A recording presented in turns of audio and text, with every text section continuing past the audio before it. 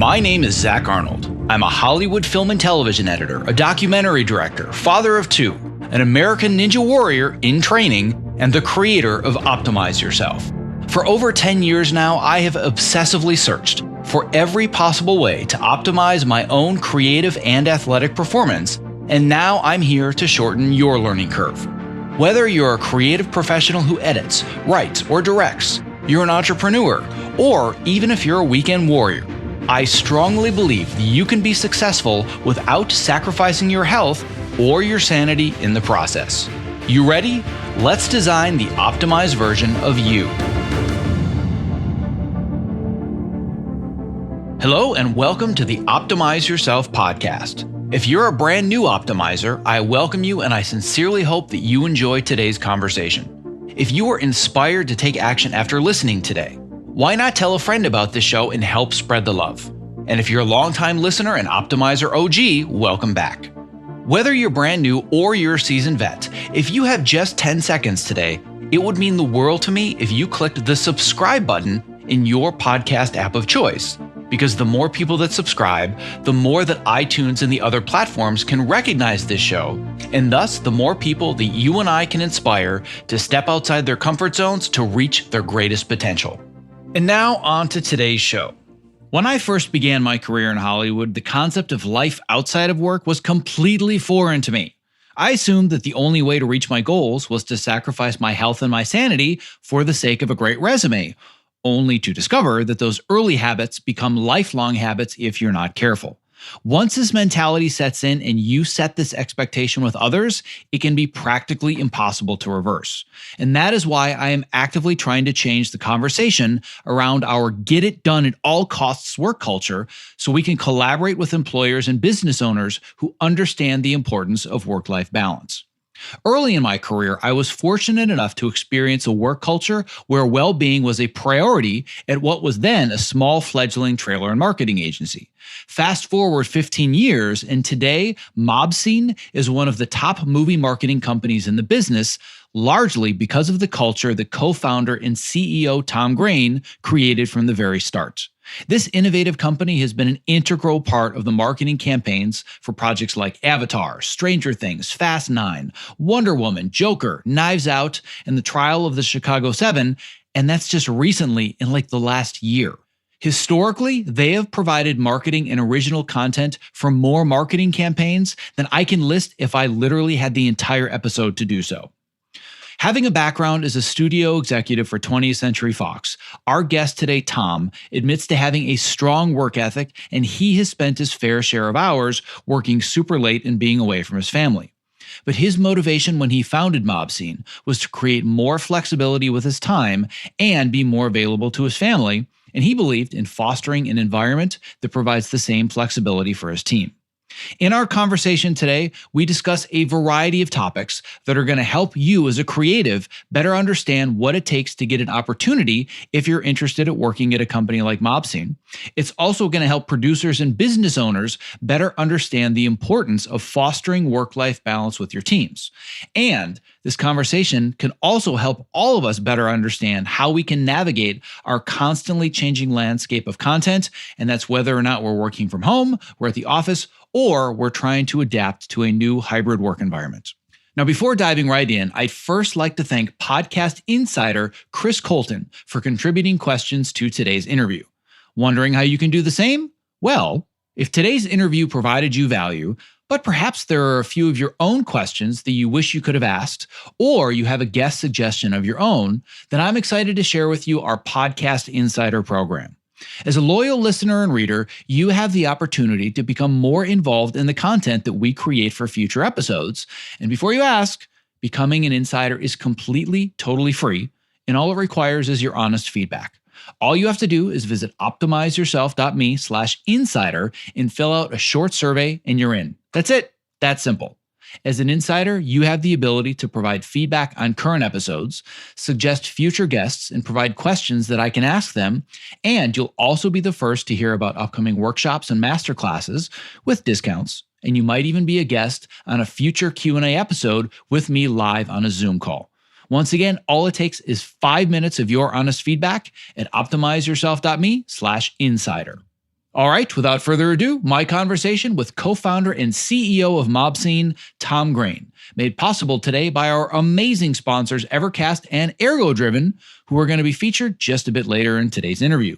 To access the show notes for this and all previous episodes, as well as to subscribe so you don't miss the next inspirational interview, visit optimizeyourself.me/podcast.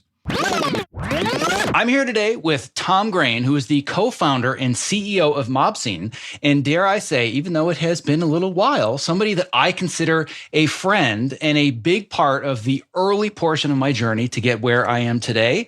And I'm super, super excited to have you on the show and just pick your brain and learn all about how you do what you do in the business of trailers. So I'm really excited to have you here. Well, it's great to be here, Zach, and it's even better to be talking to you because it has been a little while, unfortunately, that we haven't really connected. Well, the cool story about you and I love to tell this story all the time when people ask me about the trailer industry, and you have no idea how often the name Mobscene comes up now. Comes up all the time. It's crazy. And whenever somebody brings it up to me, as if I'd never heard of the company, because if they do their research, they would never really know I was associated with it. I'm like, well, let me tell you a story about the old days. Because I was literally there week one. You guys had cables all over the floor. You were still figuring out what furniture goes in what room. I think maybe a grand total, including me, of 6 employees, maybe 8. It was you, it was Christian, it was me, Brian, Jason, Craig, and I think that was it. But it was less than 10 people from what I remember. That was it. And then Phil came in. Yeah, Phil came in shortly after that. Like a month. Yeah, but the first few weeks, I know for sure there were less than 10 of us. I don't know the exact count. I think the day we opened up, there was 6. Yeah, and the biggest client keeping the doors open was Life After Film School. That was the big behemoth at the time. Because I remember getting assigned to cut the pilot for that, which for me at the time was like, oh my God, something long form and scripted, because that's what I wanted to do. Which, by the way, if you remember, it was actually shot in my office, the very first pilot episode. I do remember that, yeah. Well, anyway, we could reminisce forever, and we might reminisce a little bit. But the purpose of today's conversation is really twofold. The first of which is I get questions all the time where people want to understand what's the best fit for me. Do I want to go in the short form world? Do I want to go to long form? What are the differences between them? And I talk a lot about the long form scripted narrative world because I've lived in that world for, I think, like 15 years now. But I don't talk enough about the trailer and advertising side of the industry, even though those were my roots. So I wanted to speak some about that. But a lot of today's conversation is actually going to be off the beaten path a bit. And I want to better understand your mindset as the CEO, because what you have built, me having seen it from week one to what you become today, is nothing short of astonishing in the landscape that we have in today's media with things that have changed so much. And it requires so much innovation and just rapid fire ways to kind of deal with what the industry is going through. And you guys, at least from what I can tell from the outside, I'm sure not without its challenges, but you guys have really weathered a lot, if not all of it. And the first one that I can think of, just as a small example, would be back when I was working for you fairly regularly as a freelance editor. I was doing a lot of DVD extra features. And for all the younger listeners, I'll put a Wikipedia link to what a DVD is. But some could say, well, you stake your claim on DVD home entertainment, that disappears, so I guess that's it. You guys just figured out over the years how to do so much innovation and change. And I've been really impressed by that. And I want to better understand that and also what it takes to be able to work for a company like Mobscene. But where I want to start is the beginning, because you came from the creative world yourself before you decided to start a company. So can you give us just a little bit of background about the Tom, what he was doing when he decided, you know what, I think I want to start yet another marketing agency? Sure. Well, let me give you a brief bit of background. I went to USC Film School, had an internship my senior year at Columbia Pictures working for the guy who was in charge of behind the scenes.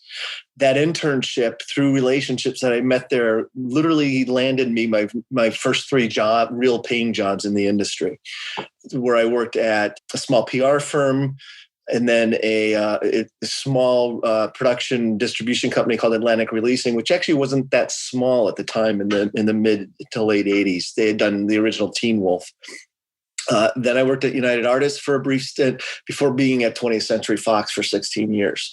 So at Fox, I was hired to run their behind the scenes unit and also / be a broadcast publicist, which meant that I was booking talent on Entertainment Tonight and Good Morning America for all their films, and also overseeing the EPKs, which were the behind the scenes. EPK stands for electronic press kit. So it was kind of like tape version, the video version of a regular press kit that you would send to press, but you would send this to the TV press.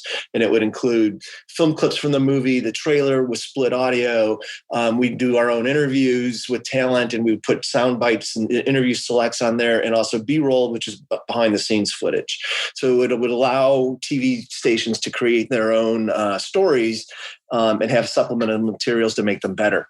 That quickly grew because Fox at that time, Murdoch's intention really was buying the studio, but to create a bigger media empire. And so he launched the Fox network about 5 years prior to me joining. He was at that time, as soon as I joined, was starting to build FX, FXM, Fox News, all these other stations that he was putting together, Fox Family at the time. And so suddenly, within a year by being there, we realized that we had this opportunity with all these networks that were coming around the studio that we could create content that they could promote our movies. If we gave it, we found that if we created it and gave it to them, they were also new, they would run it all the time. So they took away the publicist duties from me, and I became the first full-time person in the business at a studio to just solely focus on what now is called creative content. But it's really running the behind the scenes unit and creating special pieces. The biggest thing and my favorite thing to do when I was at Fox was doing Hbo First Looks. It was my favorite thing to do. You could do a half hour, 15-minute shows, and they were long form essentially, but they were mini documentaries on the making of movies, and they became often a lot less promotional. And we tried to make them feel more documentary than to be a promotional film. And that was always an interesting creative challenge for me. But that's essentially what it was. And then I spent 16 years at Fox. And that last year, what ended up happening was actually the last 2 years. I was also doing trailers and TV spots the last 5 years I was there. And 16 years was enough time. And it was time in my life where I had just had my kids. I had a 2-year-old and a 6-month-old. And I was like, you know what? I'm not sure I'm going to do this in the studio anymore. I'm going to have to challenge myself and do something different. And I also, because of the kids being so little, I was literally working from 9 a.m. till 11. And I have an incredible work ethic that it wasn't about the hours, but I was tired all the time, and it was frustrating not to be able to see my kids. And I wanted to take control of my life more so than I had working for someone else. So it was at that point, then the last year that I was there, that I started to venture out and see what else could I do. And I interviewed with a bunch of who are now my competitors about potentially joining them. Brian Daly, who was another advertising executive at Fox, approached me saying, "Hey, would you maybe be interested in forming a company?" And I said, "Well, let's keep the talk going, but I've never done that before. I don't know if I've got that in me. I've got 2 young kids. I'm not sure I want to start working out of my garage at this point in my life." And then I kept interviewing at these other houses, and people were throwing nice salaries at me and stuff like that, where it's like, okay, my life isn't going to change. I can still pay for my family. But it wasn't necessarily the dramatic enough switch that I was looking for in my life. So I kept talking with Brian, and we decided in October of 2005 that we would make this jump, because we got an investor to come in for 20% of the company that would basically give us enough money that we could operate for 6 months. And the two of us could basically take salaries that were not quite what we were making at Fox, but it wasn't going to change our lifestyle. I could still send my kids to preschool. I can still, afford groceries and whatnot. And so we took that leap. So you decided that I've got a 2-year-old and a 6-month-old, and the best thing I can do to have more time with them is I'm going to start a company from scratch. Well, you know what? It was more about thinking about into the future, that if we were successful, I would have much more control of my own time schedule at that point in time. So I was like, okay, obviously that first year you were around it a lot. I was there a ton. It may have been kind of foolish of me to think this because I'm still around there a ton, and it has been that way for 15 years. But listen, if my kids have something that's very important, a dance show or something like this, I can take the time off and go without asking anyone. So that's what was really, in a weird way, what motivated me to do it on our own, was to actually have the ability to spend more time with my kids. Yeah, I can completely relate to all of that, because one of the things that I talk about on this show and that I talk about with the students that I have in my mentorship program is that you have to think about playing a game of chess. And to look at that decision at the time, it's like, well, if your needs are you want more time with your kids, why wouldn't you just take a regular lateral move salary job at one of the competitors that you have now, just being an executive? But you are really thinking multiple moves ahead. And for you, it's all about control of my time, which you and I are wired exactly the same way. I can work 80 hours a week if I'm my own boss working me 80 hours a week, but 40 hours a week that goes against the grain of my needs and my schedule just creates all kinds of stress and anxiety for me. Absolutely. And that's one of the reasons that I think you and I hit it off so well so early, that I still appreciate to this day, is that you understood that ultimately, big picture, I probably wasn't the right fit for Mobscene because I really wanted to do long form features. I wouldn't shut up about it. I was always telling you and Brian, like, I want to go work on this feature. Do you have anything long form? I remember way back in the day, you might not even remember, but I got to work with Michael Patrick Kelly on a couple of DVD episodes of The Comeback, which to you guys, it was like, oh, we'll just throw it to Zach because he keeps talking about doing long form. But that got me meetings. That got me into rooms where people took me seriously. But at the same time, you knew that big picture, I probably wasn't going to go into the behind the scenes feature content or be a staff guy, but you recognized what really was the best fit for me. But at the same time, you were willing and open for me to be a part of your team and a part of your culture as you were building it, as it was the right fit for me and the right fit for you. You might not realize it, but that period of time where I was kind of going in and out the door and doing this HBO First Look or this feature ad or kind of helping out on a DVD thing, that made the difference between me being able to transition into doing features in TV and not doing it, because that's how I was able to make a living. I was taking features for no money. I had one feature that I did for 8 months for $0, and Mobscene and the work that you provided me paid all of my bills. So you had a huge, huge part in me being able to make that transition. But frankly, you also could have been a dick, and you could have just said, you know what, listen, if you're not going to be here and you're not all in and you can't do all the trailer stuff, we don't need you. But you weren't. And I do have to just say on a personal level how much I appreciate the fact that you were willing to do that way back in the day. Well, you know what? You're one of the first ones. I've always felt that way, where it's like there's no point in me standing in between an employee's career. You know, if they really want to do something else, it's like, and I've had a lot of people after you that have wanted to do other things, and I'm like, you know, absolutely. If this is what you want to do, I'll let you out of a contract. It's the only difference would be is if someone wanted to just go to a competitor and do the same thing. That's a different story. But if someone wanted to make a huge change in their life, like let's take Jason Groff, who was one of the first employees who we worked with. Jason worked for me for, I want to say about 18 years. He started on my desk as an assistant at Fox and came over when we started Mobscene, and recently was given an opportunity to go over and do basically my old Fox job at Sony. And I'm like, you know, I hated seeing him go, but I'm like, if this is really what you want out of your life and this is what you want to do, you've got my blessings and I'll let you out of your contract. You know, I don't think it behooves anyone to hold someone back if they're not going to be happy doing what they're doing, you know, and you were happy doing what you were doing at that time, but you always had a different ambition. And once that started to flourish for you, it was like, you know, God bless you, good luck, you know, and I look forward to seeing your name in the credits. Mm-hmm. And one of the conversations I remember having probably more than once is I had said to you, if Mobscene was in the business of doing long form scripted shows, I'll work for you for the rest of my life. because it was the culture I wanted to be a part of. I love the people, but you and I both knew that it wasn't creatively the work that I was really shooting for, big picture. And it's a multi-year game, as I've learned, to go from the trailer and advertising world into the long form world, which is one of the biggest questions that people ask me. How do you make a transition from one area of the industry to another? Because a lot of times the assumption is, well, you're a trailer editor, you're a comedy editor, and you couldn't possibly broaden your perspective and just be able to cut story. You can only pigeonhole yourself as one thing.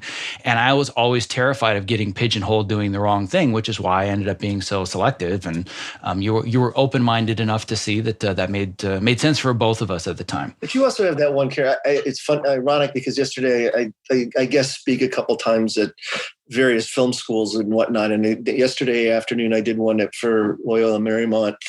And what a bit of advice I always give young kids coming into the business is, the number one attribute you got to have is persistence and a love and desire for what it is that you want to do. Because you know what, maybe it'll take 2 or 3 years to get that ball rolling, but if you're persistent, it will get rolling.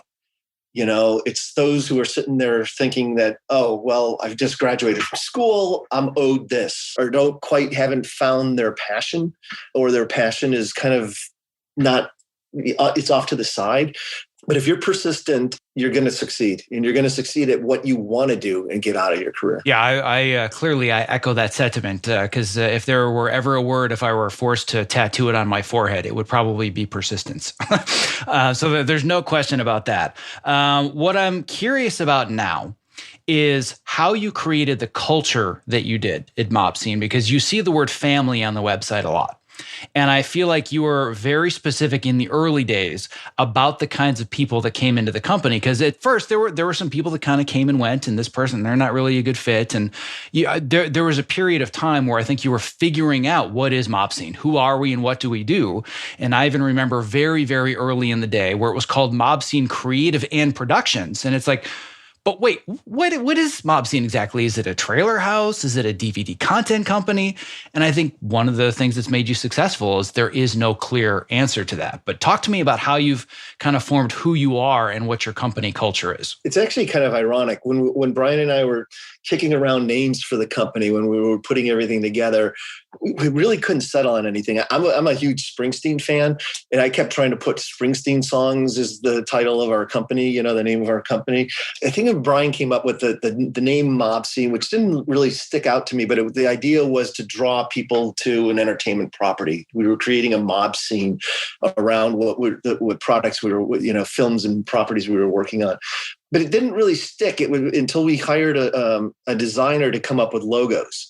The first time I saw our logo, which for those of you who you can't see it because we're on a podcast, but for those who haven't seen it, it's a fist wrapped in newspaper, of not so subtle tip of the hand to the Godfather and to the Mafia. And I saw that and I was like, we can't go with that. That's ridiculous. But it made me laugh. It gave me a chuckle. I kept going back to that, and we were kind of like winking to ourselves. But what we didn't realize at the time was we've kind of embraced the whole idea of the mafia behind the culture of the company. Obviously not the crime aspect of it. I would hope not. And if so, we'll cut all those parts out for legal reasons. Yes. But the part about family and how family is the most important thing in that unit, and how you would put family first. We call ourselves mobsters. We have since the very, I don't know if that was there when you were there, but it's been a long time that we've been referring to each other as mobsters. And the culture is literally about family and creating family and having each other's back. That was important to me because I saw those last few years at Fox. I had been at Fox where the culture literally was a family culture. When we had people like Tom Sherrick and Joe Roth and Bill Mechanic running the studio, they were very much about family and very, very loyal to the employees and, wanted us to be happy. The longer I was there, the more and more News Corp got put into the culture and the less family aspect that Fox was. And it was something that I really, really missed those last few years at Fox. And probably one of the reasons that also partially drove me away to try and look and find change my career at that point in time. But that's where we came up with the culture, because it was something that I had experienced early on at Fox. I had missed. I had seen how successful it was, and we retained. I mean, that early period of Fox, no one left. Those last 5-6 years I was at Fox, the turnover was constant.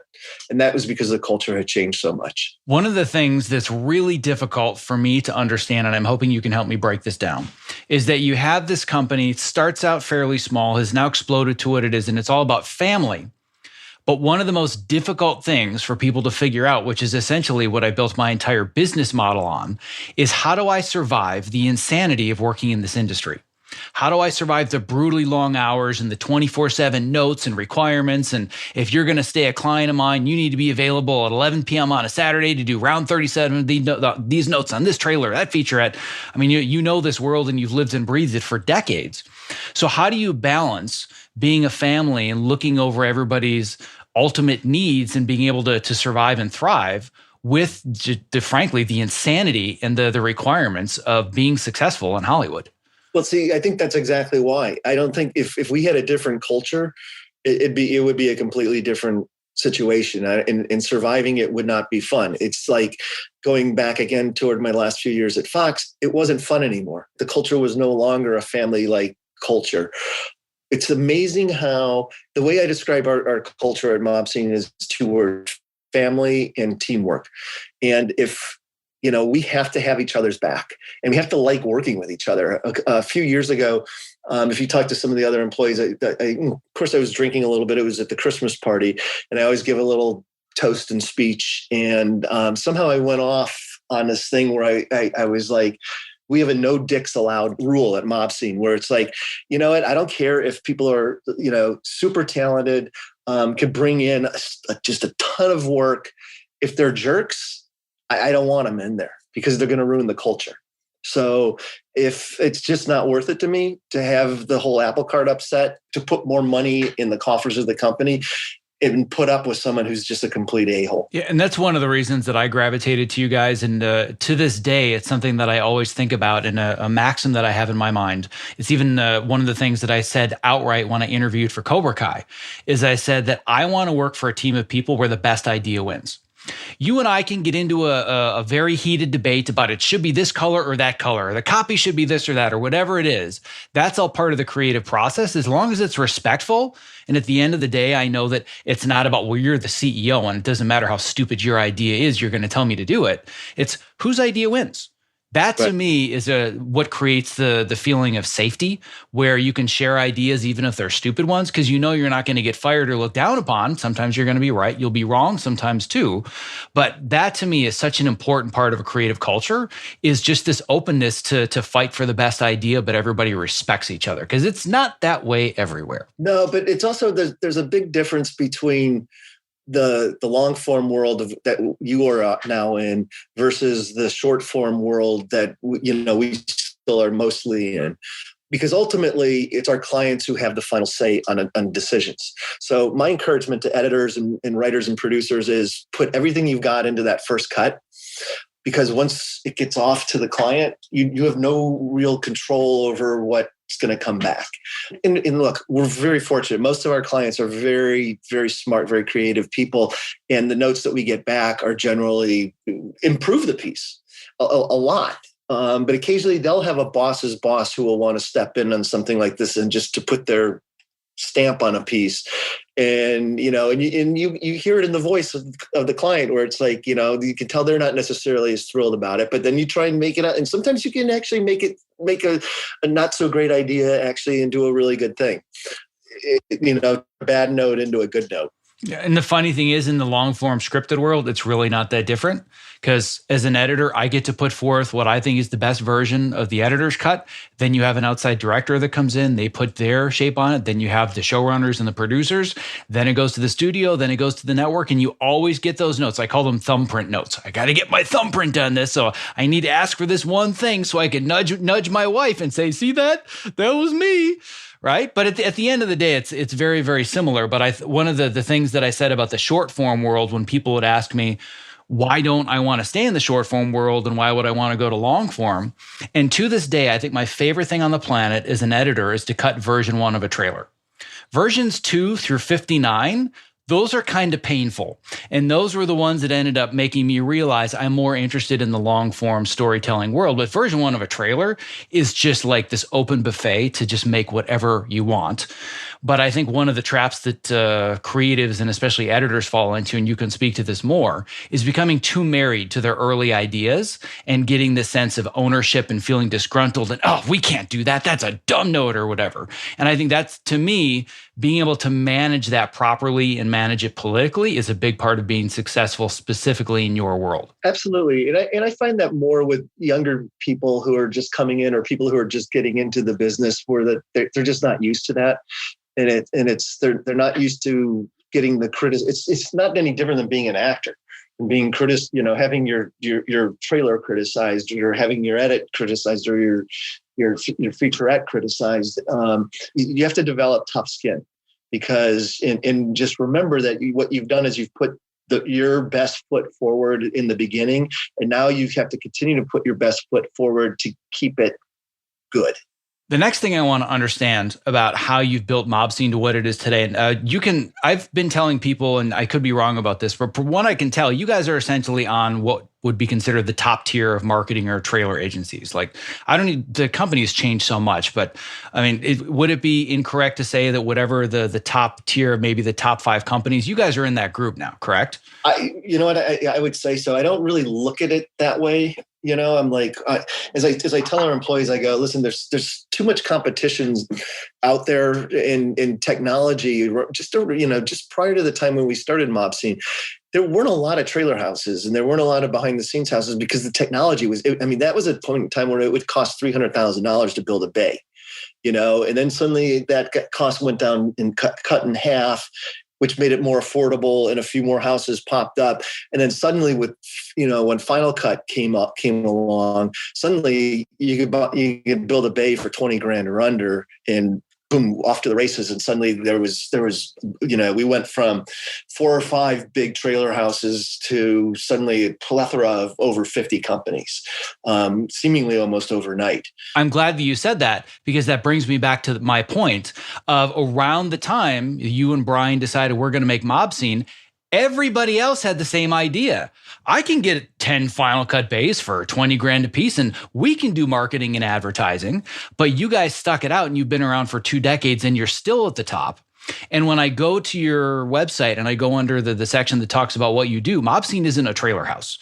You do creative advertising, you do content, you do broadcast and streaming, you do original productions, you do social and digital, you do brand, you do motion graphics. You guys didn't say, we're the EPK guys or we're the network TV spot guys.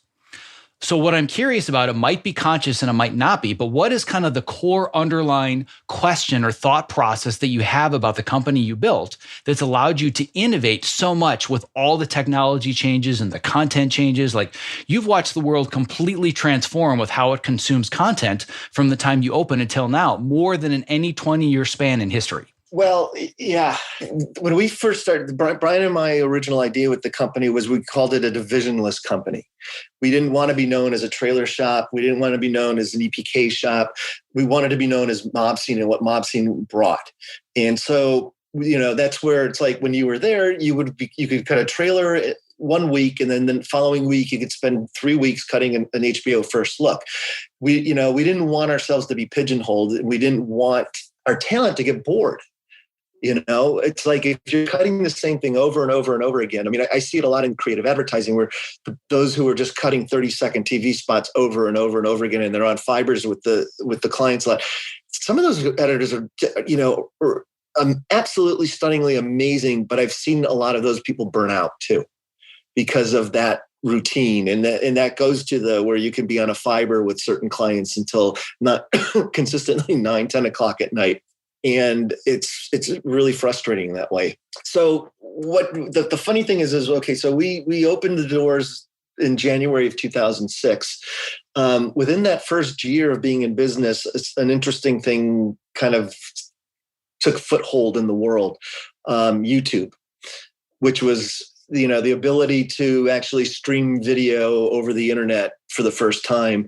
And suddenly what that did for us was it made that's where the word creative content kind of came. That's where it switched from being known as EPK, behind the scenes, to creative content, because suddenly we weren't just limited to creating pieces that would be given to an FX or an HBO First Look. Suddenly you can create pieces that were genre pieces that could go on genre websites specifically, and not unlike how you cut TV spots for different demographic shows, commercials that, you can see an ad for the same movie look completely different if you were watching a female show or a young male show or something like this, and the spots would look completely different. That's when suddenly we were going, instead of making a featurette for the EPK and maybe an HBO First Look special, suddenly we started creating a lot of pieces of content for movies because of what the internet provided. So that's kind of where the company, it was an interesting, I guess, so to speak, lucky timing that we started the company right before YouTube really took hold, and it just kept going with that. And you were earlier asking me about DVD. We did, in the beginning, we were doing a lot of DVD extras, which then became Blu-ray extras. And, it's ironic, but that business hasn't gone away. We still do a lot of DVD extras, but we also do a lot of extras that now appear for streaming. So if you go on to Apple TV and go into the VOD for movies, you could go to Avatar, and a lot of our Avatar features are there attached to the movie if you buy the movie. And Warner Brothers does the same thing for a lot of their stuff as well. So we're still creating extras. It's just the platform in which you see them than it was off of necessarily a lot of discs. Now, there still are a lot of people buying discs.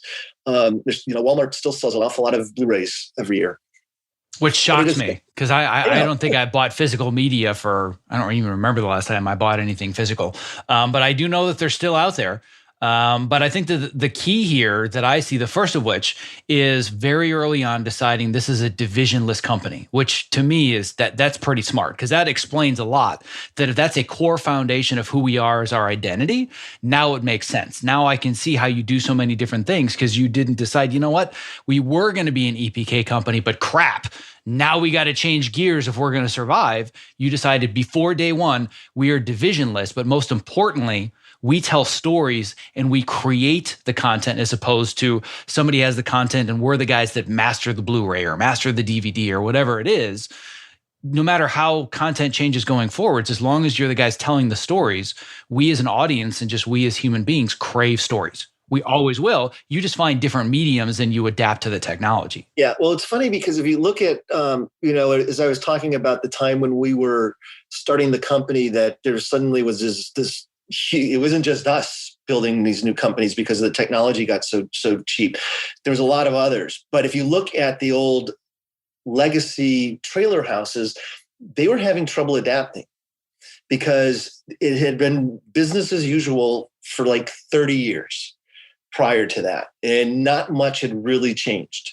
The form of the trailer changed somewhat with Jeffrey Katzenberg, where if you look at trailers from the 70s and 60s, they were more visceral experiences to give you a taste of who was in it, what the story, what genre it was in. But with Katzenberg, he, in the 80s, he changed it into a 3-act, that trailers should be in 3 acts, kind of mimicking the movie. But for those old legacy trailer houses, they had a tough time adapting, and that's why a company like Mob Scene was very, we saw that, look, this industry is changing very rapidly, and it's only going to continue to change because of technology. So we're going to have to be adaptable. And that goes to the divisionless thing, where it's like, again, we didn't want to get ourselves pigeonholed, because that could have made us stuck like a Cimarron, which really was known as an old trailer house. And bless them for, they tried and tried, but never could figure out another identity and could never move away from that. Yeah, and multiple of those legacy trailer houses are now just gone, from what I understand. They just disappear. Like the big giant behemoths with whole buildings of hundreds of people just poof, completely disappeared. Completely gone. The Ant Farm and Cimarron. Yeah, there's a lot of them have all, Seiniger, a lot of them all have gone. My sincerest apologies for the interruption in the middle of this interview, but if you are a content creator or you work in the entertainment industry, not only is the following promo not an interruption, but listening has the potential to change your life, because collaborating with Evercast is that powerful. Here's a brief excerpt from a recent interview that I did with Evercast co-founders Brad Thomas and award-winning editor Roger Barton. Living this lifestyle of a feature film editor has really had an impact on me. So I was really looking for something to push back against all of these lifestyle infringements that are imposed on us, both by schedules and expectations. When you guys demoed Evercast for me that first time, my jaw hit the floor. I'm like, oh my God, this is what I have been waiting for a decade. I also had the same reaction when I first saw Evercast. 2 words came to mind: game changer. Our goal, honestly, is to become the Zoom for creatives, whatever it is you're streaming, whether it's editorial, visual effects, Pro Tools for music composition, live shot cameras. It's consistent audio and video, lip sync always stays in sync. Whether you're in a live session where you're getting that feedback immediately, or you can't get it immediately, so you record the session and you can share those clips with people on the production team where there's no room for any confusion. It's like, this is exactly what the director wants. This is exactly what the producer wants. What matters most to me is it makes the entire process more efficient, which then translates to us as creatives who spend way too much time in front of computers. We get to shut it down and we get to go spend time with our friends and family. The biggest complaint, and I'm sure you guys have heard this many, many times, this looks amazing, I just can't afford it. Tesla had to release the Model S before they released the Model 3. So by the end of the year, we are going to be releasing a sub $200 version a month of Evercast for the freelancer and indie creatives. Anyone who is a professional video creator outside of Hollywood. I think what we've learned over the last few months is that this technology can translate to better lives for all of us, that give us more flexibility and control while still maintaining the creativity, the creative momentum, and the quality of work. I cannot stress this enough. Evercast is changing the way that we collaborate. If you value your craft, your well-being, and spending quality time with the ones you love, Evercast now makes that possible for you and me. To listen to the full interview and learn about the amazing potential that Evercast has to change the way that you work and live, visit optimizeyourself.me/Evercast. Now back to today's interview. And speaking of innovation and having to deal with challenges, the very first message you see on your website is about how you're innovating because of the last year. So I'm curious, again, because of all of the shifting or downsizing or lack of work or everything else, what are some of the things you've done to innovate to survive the last 12 months? I'm actually going to back that up a little bit further, because I think that what's affected us the last 12 months really kind of started back in 2017-ish. That was a point in time where I think that the industry really, that's when Netflix had a few years of growth. They had started to reach this point where they were becoming massive in terms of the amount of content that they were producing and putting on their platform. And we were doing a fair amount of work with them from the get-go. But what we noticed was, for working for Netflix, you've made a joke a couple times about trailer going to version 39. They had so much content, they couldn't afford to go to version 39. They had to make things faster and quicker, and which meant that actually to be cheaper.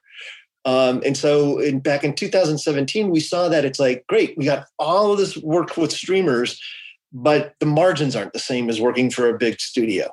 So we have to make adjustments, and it took us about 18 months, and we kind of made adjustments in terms of, you needed editors that were younger, newer, fresher at a different pay level. And then you still needed guys that were more expensive, that had years and years of experience and talent behind them. So we had to readjust the face of the company, knowing full well that this change was happening. Now, what the past year has done is, whereas we thought that there was probably another 5 years of transition before the world was going to go from, like in the 80s, it went from the US domestic box office being king of all. In the 90s, suddenly the global, the international box office became king. And they were actually, and then, the Blu-rays and DVDs. The same thing, we saw was starting to transition from theatrical to streaming. What we didn't anticipate with the COVID pandemic was they basically took a 5-year change and put it together overnight. It literally happened overnight rather than over 5 years. So I think that what for us, what was great was that we recognized this back in 2017. So we were prepared for the switch, which allowed us to kind of enter into this thing and do really well. Now, that being said, we all had a rough year. When we were shut down, we all thought, okay, this will be 30, maybe 45 days. We'll be back in the office before Memorial Day. And then it kept going and it kept going. And initially clients were like, okay, we still need, we're still anticipating releasing Wonder Woman in the summer or just, a Suicide Squad or something. So initially work continued. And then suddenly it was like, we got to this period in the summer where it's like, we don't know when it's going to end. No one knew when it was going to end. So the work kind of stopped for a bit. Thankfully, production started up again in the summer. Netflix and the other streamers all had, a year's worth of content to still be launching that they had in their, maybe still wasn't through post all the way, but they still had a lot of things to promote. Decisions were made like what Warner Brothers did, which was they decided to, take their entire theatrical slate for 2021 and simultaneously release it on HBO Max and in the theaters. As a film lover, my initial reaction to that was like, oh, ow, I don't want the theatrical business to go away. And the same thing with Disney putting Mulan on, in theaters, but mostly, for a premium price on Disney Plus. It's kind of like, gosh, I really don't want the theatrical. This is why I came out here. It was, as a child going into that movie theater when the lights go down and a thing of popcorn in there and take you away to a different world, was what attracted me here. But I think what it was that, when Disney did that and Warner Brothers made those two moves, it signaled exactly what I was pointing out, where this was going to happen. The window was going to collapse between theatrical and available in the home. This old thing of 3 months was always going to shrink. Again, we thought it would maybe take place over the next 5 years. Instead, it happened overnight. But it's not a bad thing because what's happening is the movie theaters are opening again this week, here in Los Angeles, finally, after a year. And I think people are itching to get back to the movie. So I think what we're going to get is a lot of, options as consumers to sit there and go, how do I want to view a thing? And maybe I wouldn't go and see, maybe someone wouldn't go and see a No Man's Land in the theater, but they would watch it at home.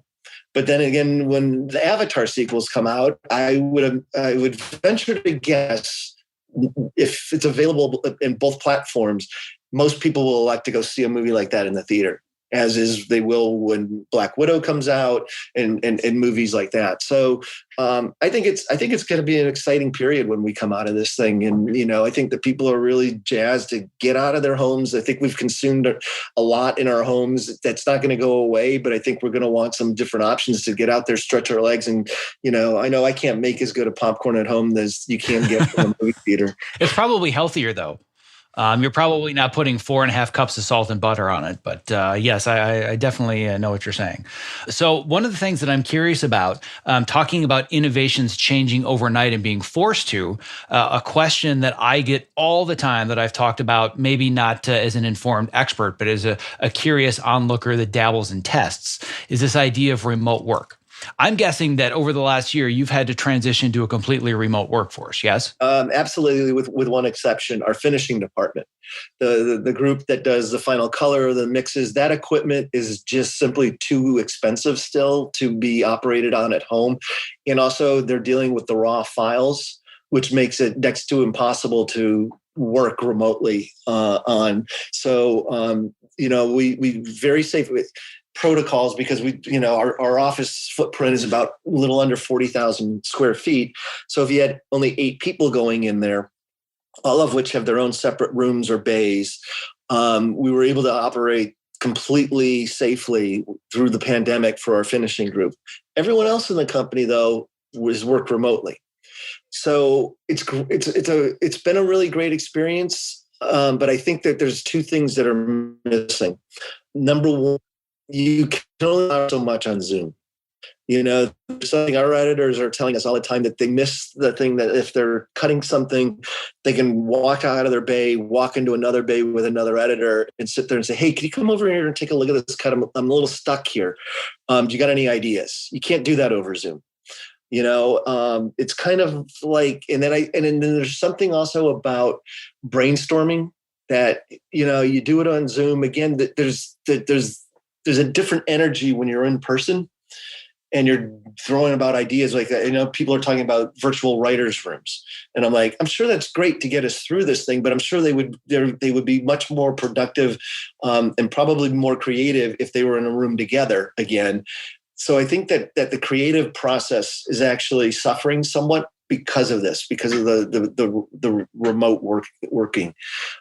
And that's where I'm really hoping that we come back. The other aspect of it is I don't know whether we'll be allowed to continue remote work. I think that it was allowed during this period because it was a worldwide crisis and an emergency that no one, we've had very little time to prepare for. But I can't imagine studios allowing our editors to be working on Avatar 2 and 3 from their home. The next Jurassic World movie from their home. There's different levels of security. Our building is so secure, and we are constantly going through and dealing with the studio's security agents to ensure that we are just as locked down as we possibly can be. That's impossible to do it. That's possible to do it in like 35 square feet of footage, square footage in an office space. But how do you do that at 80 different locations around Los Angeles, or apartments or homes? That's next to impossible. And it would also be cost prohibitive, I would imagine, to put all those security things in someone's home like that. Which I think probably answers my next question, that I know a lot of other editors and creatives that would be looking to work for a company like Mobscene, either now or in the future. I personally believe that the most conducive to both the creative process, but also to some semblance of work-life balance, is the hybrid model. And as you know, you and I were experimenting with that back in 2006, because that was basically one of my stipulations, is that I really want to help you guys with whatever the next featurette is. But I was also dealing with other projects and clients. And I said, do you mind if I just, take a drive and work from home? And back then the security stakes were much lower and they were smaller projects. But we were kind of experimenting with that. And I've always believed that I don't think that just remote works. Even for me, you don't get any more introverted than me. When the pandemic hit and everybody started saying quarantine, I'm like, I call it Monday. Like, this is what every day is like for me. I'm always working from home, doing my own thing. But I know that it's best for the creative process to be in the room with people and bounce back and forth ideas. But I also think this antiquated idea of you must be in the office from 9 a.m. until 7 p.m., no matter if you have work to do or not, that just burns people out. So I've always thought the hybrid model is probably the best one to go back to. But from your perspective, as somebody dealing with the biggest movies on the planet, security is a concern. But let's assume for a moment that security wasn't as much of a concern. What do you think is really the best model, both for creative process, but also just for health, well-being, and sanity, to make sure you're not burning your talent out? Well, I agree with you. In a perfect world coming out of this pandemic, I would love to see a hybrid model be able to be instituted.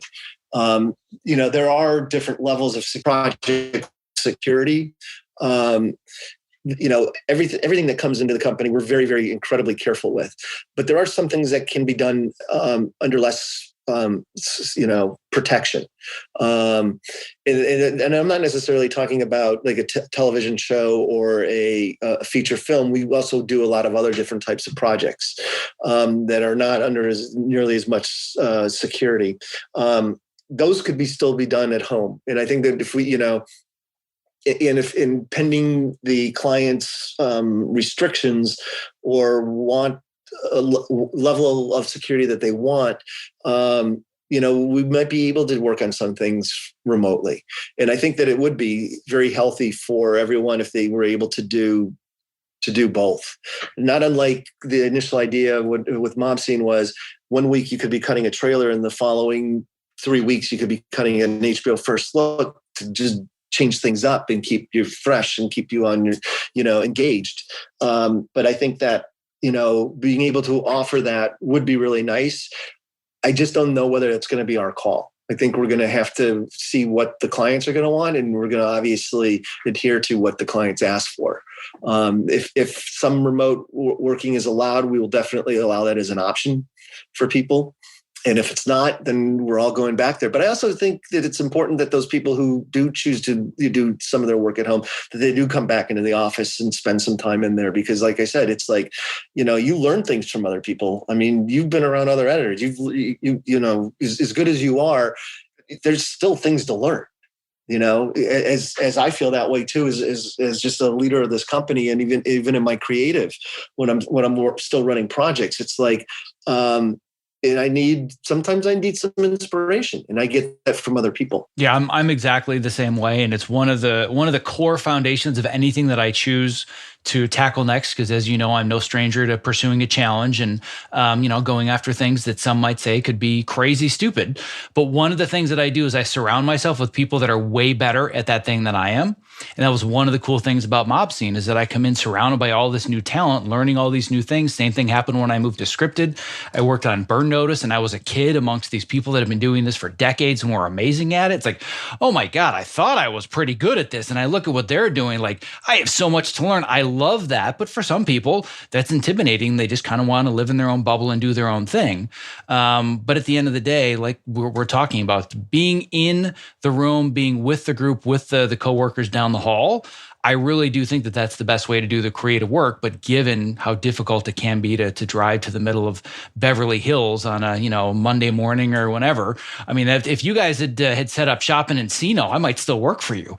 But the drive to Beverly Hills from the Valley almost killed me every single day. But anyway, my point is that there are a lot of people, and I'm sure you're seeing this, maybe some as well, but I know a lot of friends, colleagues, and people I'm seeing online, they're starting to move away thinking, we all get to work from home now. And I'm like, yeah, not so fast, guys. I don't think it's going to work this way forever. And you're still going to need to drive into an office and be part of a team. Yeah, definitely. And look, we my wife and I are talking about too. It's like, we always thought that we would retire in California. And like many people here over the past year, it's like, we're kind of more open to maybe looking in other places, and if I start to step back from this job in 8, 9, 10 years or whatever, and I just still want to keep my foot in the pool, I could do that from, I grew up in Atlanta. I could go back to Atlanta. I have a daughter at the University of Miami now.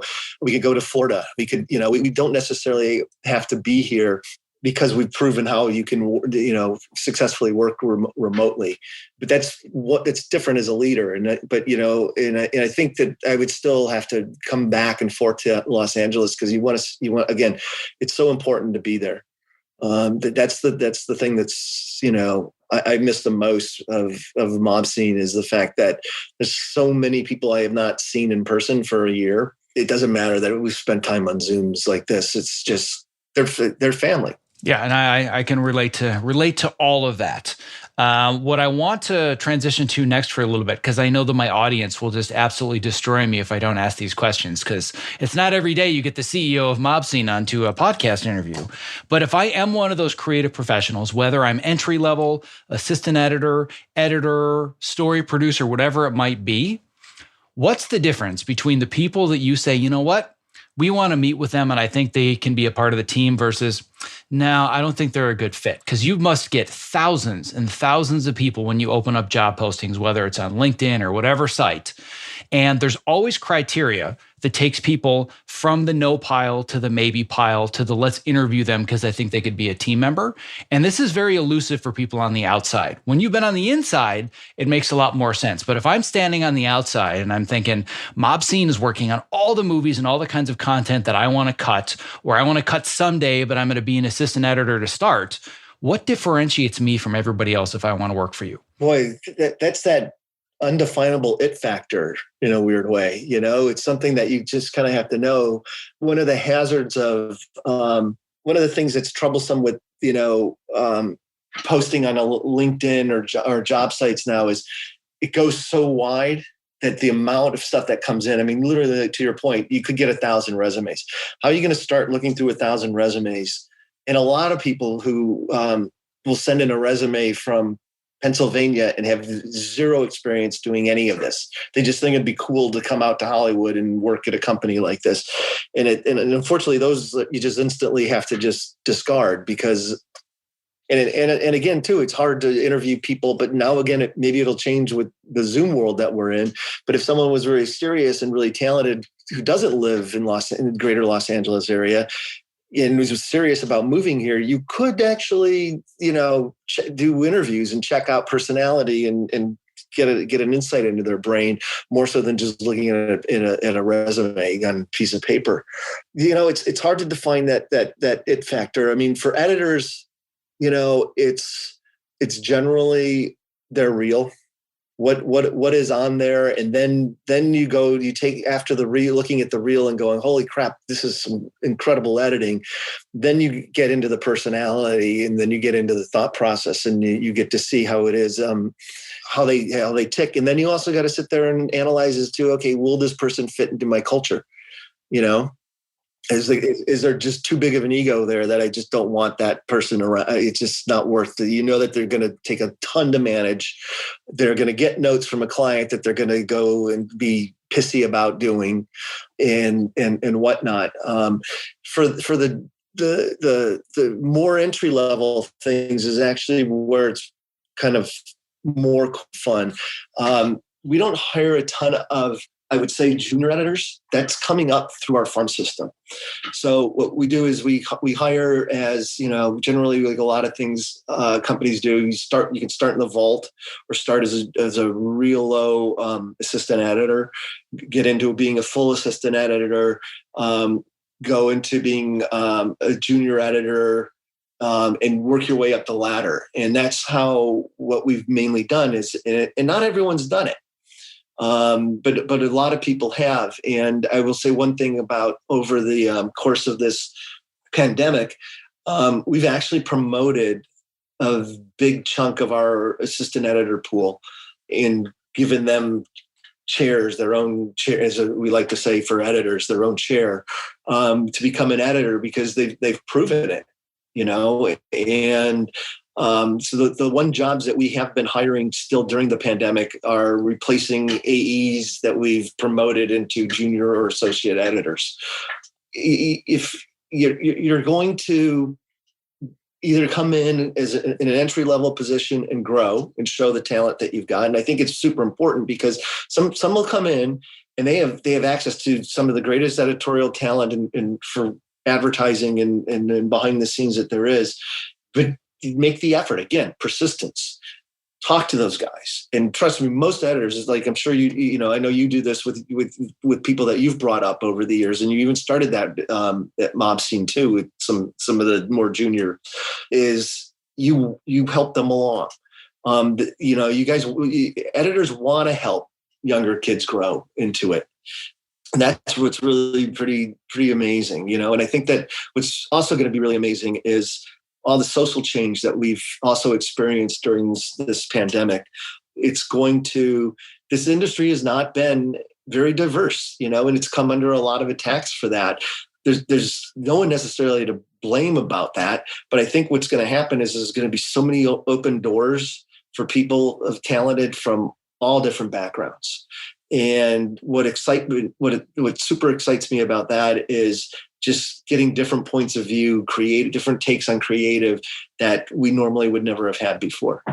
Even unfortunately, there's not a ton of women that have been, in the trailer world, editing and stuff like that. And we see more and more of it, and we try to bring them up in our AE pool as well. The trailer world is tough. It's tough for anybody. And I can imagine when it's a male-dominant world and you're a woman trying to break into it, it's pretty intimidating because it's intimidating for guys.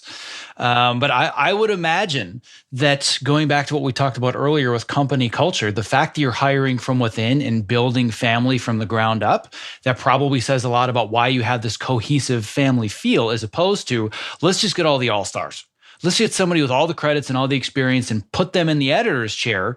Like you said, they might be great creatively, but there are so many soft skills that you haven't helped to hone and mentor, that you plug them into that spot and they're just not a good fit for the culture. And I'm guessing you've been through that at least once or twice. Yeah, just a few times.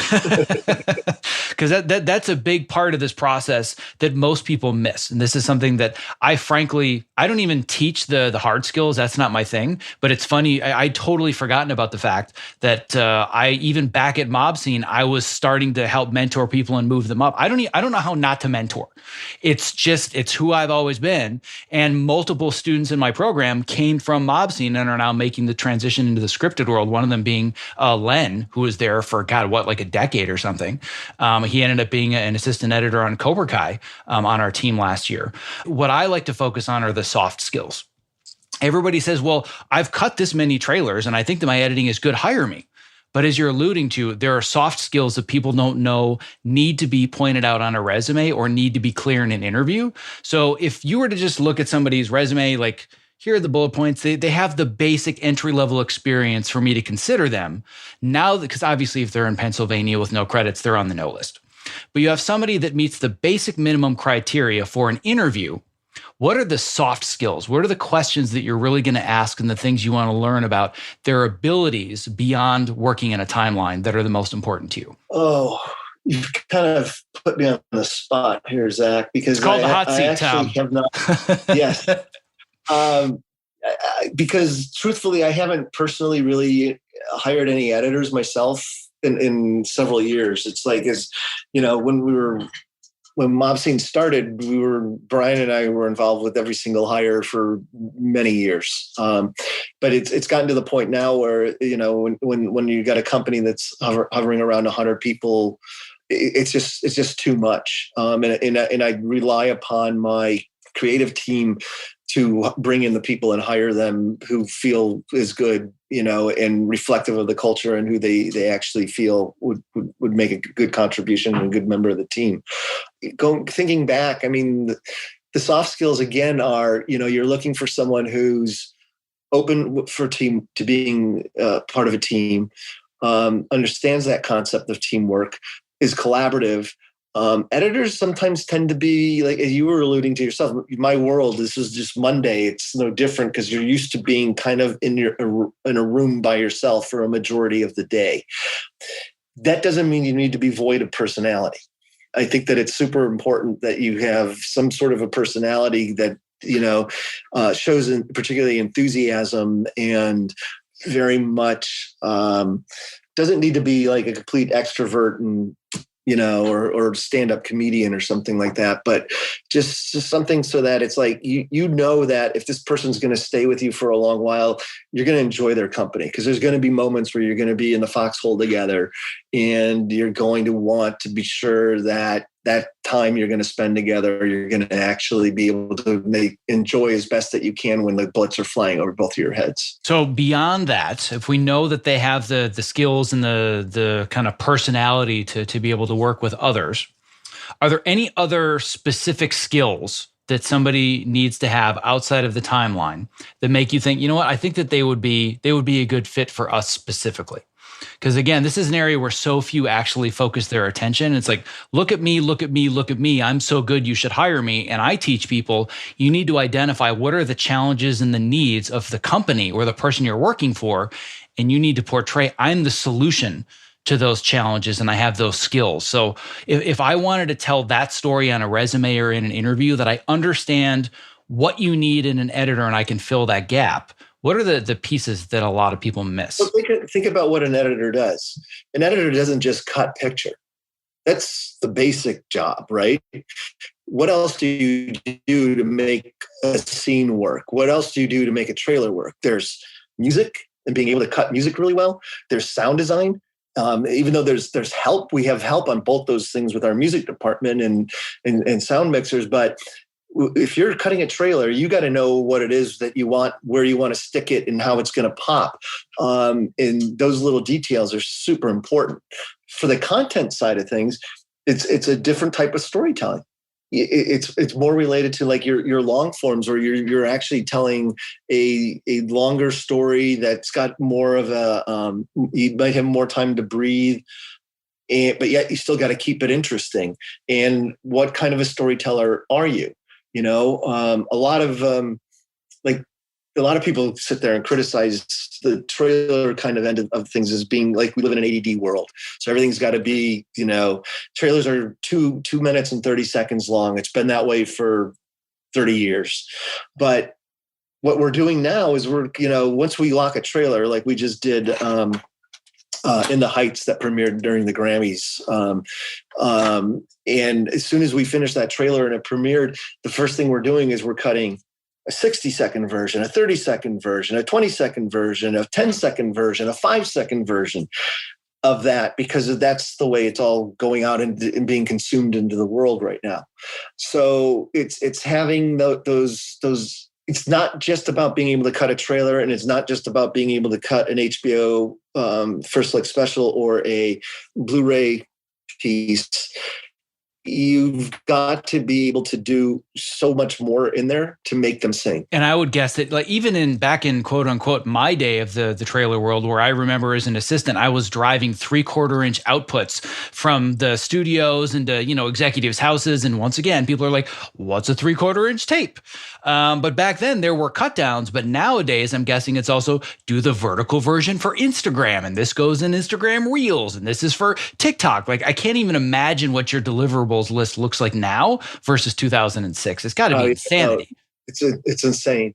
Yeah, where you would deliver, you do the trailer and you do your thing, and like I said, but it's now you're doing so many different versionings. It's not unrealistic to sometimes see almost like up to 40 deliverables on a piece of content now because of the different formats of which it goes out into the world and is consumed. Which I would say goes back to one of the most important, if not the most important soft skill as a creative, is adaptability. You can't just be the trailer. Oh, I don't do cut downs, or, oh, I don't do long form. There's no such thing anymore. You have to be adaptable if you're going to survive. No question. And one thing that I would add, and I would assume that you agree, but I want to add to it as well, that I tell people all the time, is that you can be an editor that just takes the notes and does the notes, and you're the extension of the keyboard, and that's fine. But I've always believed that the ones that get to the next level are the ones that know how to take the notes, even that don't work, and deliver above the expectation of either the creative director or the client or the studio, where I find a lot of times the notes and the suggestions, the solutions are wrong, but they've identified the right problem. And that's where I think a lot of creatives get frustrated. Oh, that's dumb. Why would I change that music? But they fail to see the note underneath the note. Oh, but we're not feeling the right thing here. And their solution might be totally off because, they're just a suit. They're just an executive, but they're onto something. And I think the best creatives and the best editors and the best writers, they identify the notes underneath the notes where they can say, we didn't do this note as intended, but here's the solution we came up with. That to me is what really builds trust and long-term relationships. Absolutely.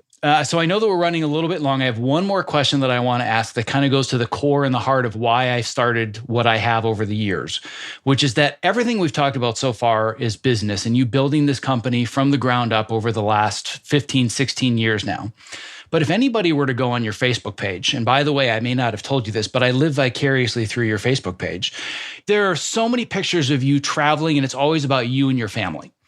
So it seems to me that that's a really important core part of, even though you're working these long hours and building and now maintaining this company, you've prioritized that.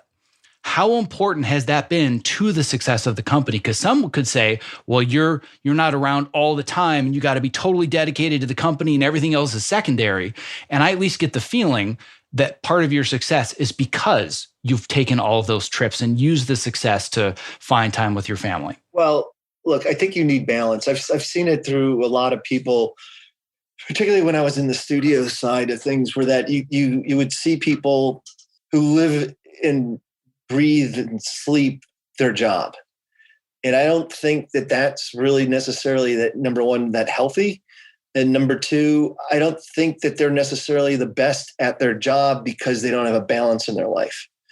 I think that having some sort of a balance in your life, now, for me, it's my family. For others, it could be anything differently. You could be just, wanting, being someone who likes to climb mountains or someone who likes to surf or whatever. But you got to allow that stuff for yourself, because you know what, that if you just work, you're gonna get just kind of stuck or you're going to get just in the same routine that you're never going to be able to break that chain to be able to do different things. But if you allow yourself some time to do other things that you like in your life and you get satisfaction in your life, you're going to be a much more productive in your work life. And you're also going to have more energy in your work life. And you probably will have a longer work life because you won't burn out. And I think that's it. It's like, if I wasn't able to do all this stuff with my, have some time with my family nowadays. Now, of course, the last year's been weird. It's more time than we ever anticipated. And I feel bad for my 16-year-old who spent more time with her parents than any 16-year-old. I just think it's really important. Now, I can't say that I've done this my whole life, though, either, because when I was young and just got out of film school, aside from periods in between jobs early on, when I worked. And if I took a vacation, it was only basically to go home for a long weekend to see my family or just go home for Christmas. I didn't do a lot for myself until I felt I had reached a point where I was like, okay, I'm kind of comfortable with, where I'm at in my career, that I feel like I can take it away. I don't know how much that was like. I was just worried about not going, at one point when I was at Fox, I was working on Mighty Morphin Power Rangers movie, the first one that they did. And I was down in Sydney, Australia, and I had always wanted to go to Australia. And Fox had just opened up a studio. They were actually using it to shoot the movie down there. They had just opened up a studio down there. And I was talking to people and I was like, oh, these people are great. And I'm like, why don't I come down here and see about working down here for 2 years? And I literally toyed with that idea for a little while until it kind of dawned on me that I'm like, as great as that would be, I'd probably lose 2 years in my career not being in LA. And so I made that decision. Now, I don't know if that's true or not, but that's the decision I made at the time for the reason I did at the time. Now, I think that would have been super cool to have done that for 2 or 3 years. I had at that time, I didn't own a house. I wasn't in a serious relationship or anything like this. And it's like, I could have done it, but I didn't. And, but I also don't live by any regrets. So. Well, I think it's important to recognize in hindsight that would my career change significantly? I don't know. I'm guessing it probably wouldn't have, because like you keep talking about, the combination of your work ethic and your persistence, I think it's kind of one of those, it takes one to know one. You see the persistence in others because you have it. I can't imagine that if you had been in Australia for 2 years, you would have come to LA and like, oh, I'm so far behind, I give up. Like you would have figured it out. You'd still essentially be, I think, where you are now without a whole lot changing. But the important thing that I really want to take from what you said that I want to hammer home is that somebody at your level, and I want to get more people at your level saying this, screaming it from the rooftops. Burning out and working all the time is not conducive to your creativity. There are going to be times when we're all in the foxhole. We're in the trenches. We have deadlines. We have notes. We have a delivery date. We all get it. This business is not 9 to 5. We're not bankers. But at the same time, I think that the culture is going to change both from the top down with people like you that recognize work-life balance is important for the sake of business. It's actually good for business if we don't burn you out into the ground and just replace you one after another.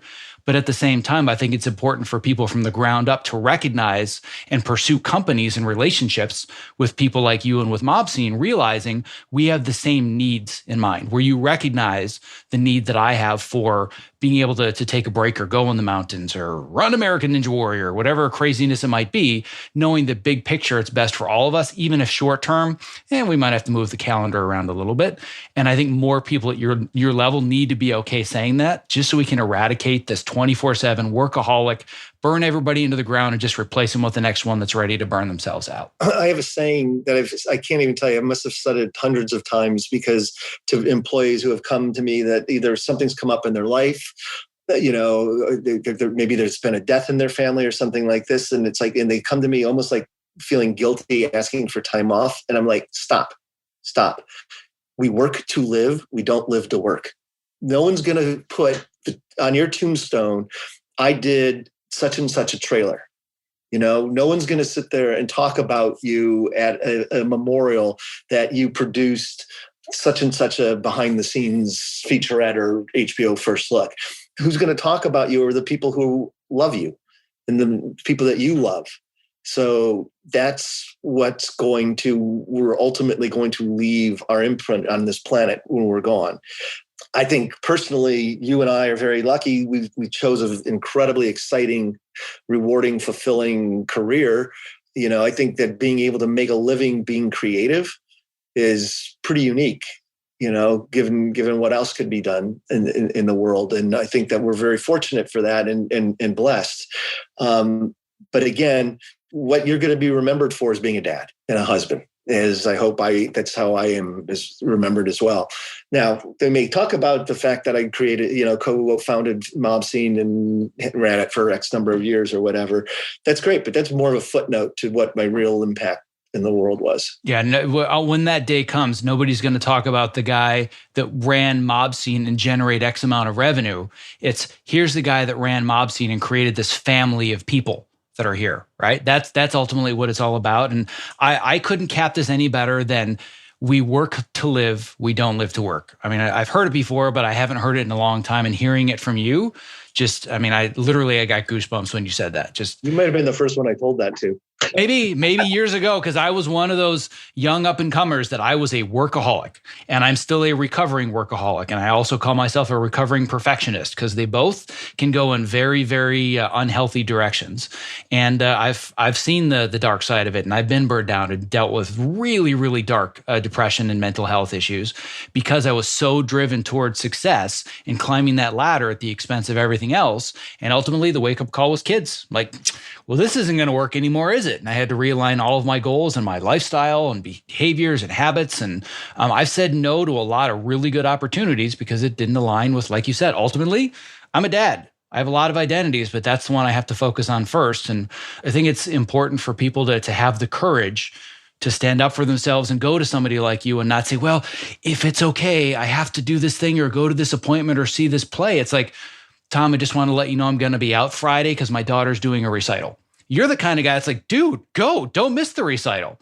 But not everybody in your position's like that yet. So if we could just clone you and put you in those, because people are just terrified. And that's why they come to you so hesitant. They're so terrified that if I ask for one morning off, I'm going to be in 2 hours late because of the spring recital. Oh, I don't know if they're going to want to keep me. It's like, it's absurd. It drives me crazy, that mentality, that fear culture. I want to eradicate all of it. Yeah. But it's funny. I don't know how much we can do that, because I still feel really uncomfortable sometimes walking the halls of the company, and there may be a newer employee there who I don't know that well. And if I walk past it, I'll always say hello and smile or whatever. But I could tell that their shoulders will suddenly go up raised. They'll look to the ground, that they're just intimidated just because of the title. And I'm like, I am the most approachable, you've known me 15, 16 years. It's like, I am the most approachable person, on the planet. I love people and I love talking to them. And it always throws me off when I see someone that's actually just intimidated by me because just of what my business card says. Well, at this point, you have been more than gracious enough with your time. As somebody that considers himself a time management expert, I have just vastly gone over, but it was for the sake of a really quality, engaging, and frankly, inspiring conversation. You even got me at the end. You got me all in goosebumps at the end. So I knew that this was going to be great catching up, and I knew that this was going to be a fun interview, but probably not to my surprise, you vastly exceeded my expectations. And I think this is tremendously valuable for everybody that's going to listen to it. So, well, thanks for having me on, Zach. And again, more important to me, it's great to see you again and actually have a conversation with you. So the final last super quick, easy question. Somebody's interested in either connecting with you or connecting with Mobscene. They want to put themselves out there. And most importantly, they feel they're a good fit for the family and they can provide your company value.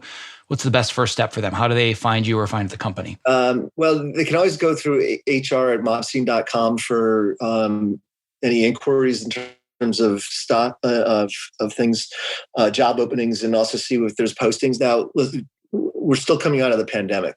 There's not a lot of hiring still going on. I would feel the second half of this year that's going to change. I can already feel that the work is starting to ramp back up, and it's getting we're still a ways off from pre-COVID levels, but even in my dealings with clients right now, it's like there seems to have been a switch that has gone, that has been made in the last 3 months, where people are like, okay, we've done this enough. It feels like with the vaccines and whatnot, that we're going to be out of this fairly soon. So let's go for it again. Let's make this happen. Cool. So HR@mobscene.com is the place to start. Yeah. And then for anybody else that wants to go the smarter, more circuitous route, but the deeper route, they can go to all my other resources about how to network and build relationships and play the long game and become friends with the right people and learn how to provide them value and make their lives better. It's so important, but it's also so important to the point that we were talking about living life. It's like, your connections can also be your friends. Like a lot of our clients are my friends. A lot of my connections over the years, they may have been bosses or whatever, but they've become friends. So, don't be afraid to meet new people. And another thing I always say too, particularly starting out, and also don't be afraid to walk through a door in this business that may not be the door you want to walk through, because you don't know what doors are behind that door. It's like I see so many people come out here. Like, I came out here going to film school. I wanted to be a producer initially, but I went through the doors that opened for me. And then I saw another door that was like, oh, super cool. And then it all ultimately led to where I'm sitting today. And it was a matter of, just like, I love movies. I love being in this business, and I just want to be a part of it. And don't limit yourself. I couldn't have ended it any better way. So on that note, I want to thank you so much for your time. And I look forward to reconnecting again soon. So thanks so much for being here. Absolutely. And I look forward to seeing you in person soon. Yeah, won't that be nice? Yeah.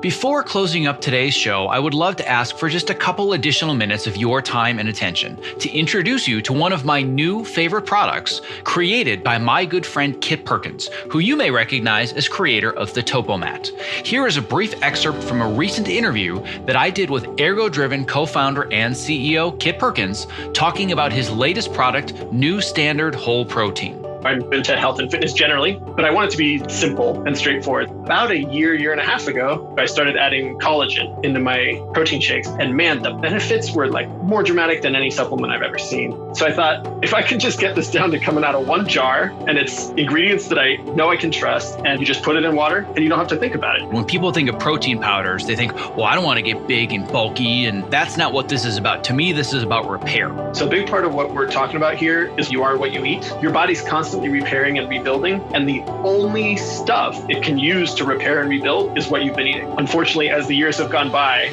every day getting out of bed, it's like, 2 or 3 creaks and pops in the first couple steps, and that I thought you just sort of live with now. But yeah, once starting the collagen daily or near daily, it's just gone. So for us, job 1A here was make sure it's high quality, and that's grass-fed, 100% pasture-raised cows. And then the second thing, if you're actually going to do it every day, it needs to be simple, it needs to taste good. Well, my goal is that for anybody that is a creative professional like myself that's stuck in front of a computer, number one, they're doing it standing on a Topomat. Number two, they've got a glass of New Standard protein next to them so they can just fuel their body, fuel their brain. So you and I, my friend, one edit station at a time are going to change the world. And even better for your listeners, with code OPTIMIZE, on either a one-time purchase or that first subscribe and save order, 50% off. So if you do that subscribe and save, that's 20% off and 50% off with code OPTIMIZE. That's a fantastic deal. If you're looking for a simple and affordable way to stay energetic, focused, and alleviate the chronic aches and pains that come from living at your computer, I recommend New Standard Whole Protein because it's sourced from high-quality ingredients that I trust and it tastes great. To place your first order, visit optimizeyourself.me/newstandard and use the code OPTIMIZE for 50% off your first order. Thank you for listening to this episode of the Optimize Yourself podcast. To access the show notes for this and all previous episodes, as well as to subscribe so you don't miss future interviews just like this one, please visit optimizeyourself.me/podcast. As a final quick reminder, if you would like to more actively collaborate with me on future episodes, suggest future guests, get early access to new programs and more, visit optimizeyourself.me/insider to learn more about becoming the newest podcast insider, which is totally, completely 100% free. And a special thanks to our sponsors Evercast and ErgoDriven for making today's interview possible. To learn more about how to collaborate remotely without missing a frame and to get your real-time demo of Evercast in action, visit optimizeyourself.me/Evercast. And to learn more about ErgoDriven and my favorite product for standing workstations, the TopoMat, visit optimizeyourself.me/Topo. That's TOPO. And to learn more about ErgoDriven and their brand new product that I am super excited about, New Standard Whole Protein, visit optimizeyourself.me/new standard. Thank you for listening. Stay safe, healthy, and sane, and be well.